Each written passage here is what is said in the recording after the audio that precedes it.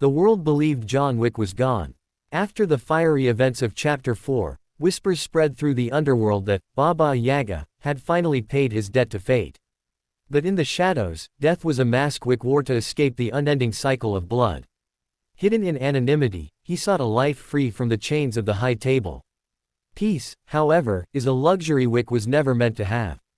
When a powerful new figure rises within the criminal hierarchy, a ruthless enforcer known only as Kane Shaw, Jason Statham, the balance of the underworld is shattered. Shaw is unlike any enemy Wick has faced, disciplined, strategic, and unflinchingly loyal to the High Table. His mission is simple: eradicate all who defied the table's authority. Wick, still bound by an unbroken blood oath sealed years ago, is forced out of hiding. The story begins with Shaw's brutal campaign across Europe. Syndicates crumble, families vanish, and former allies of Wick are slaughtered one by one. Among the victims is a friend who once sheltered John during his exile. Enraged and unwilling to watch more innocents fall, Wick reclaims his arsenal, stepping once more into the neon-lit battlefield of assassins. But this war is different. Wick's body bears scars from years of violence, his spirit wavers between vengeance and the faint hope of redemption. Every step feels heavier, every bullet more final. Shaw, a man with his own dark history, mirrors Wick in unsettling ways. Once betrayed by his own family and forged into a weapon by the High Table, Shaw sees Wick not as prey but as the ultimate test of his existence.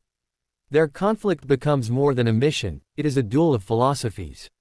Wick fights for freedom, to sever the blood oath that chains him. Shaw fights for order, to prove loyalty is stronger than chaos. From the rain-drenched streets of London to the underground catacombs of Rome, their paths collide in sequences of relentless combat, gun-fu duels, close-quarters knife fights, and roaring car chases. Each encounter leaves both men battered but unbroken, driving them toward an inevitable showdown. In the climax, Wick and Shaw confront each other in the ruins of an abandoned monastery, a place once dedicated to faith, now desecrated by blood. Their battle is savage, personal, and unrelenting. When the dust settles, both warriors stand on the edge of death.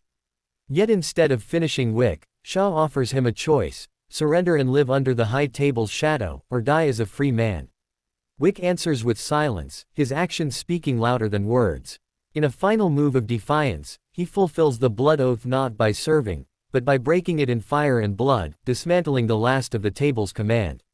The film ends ambiguously. Wick, gravely wounded, disappears once more into the night.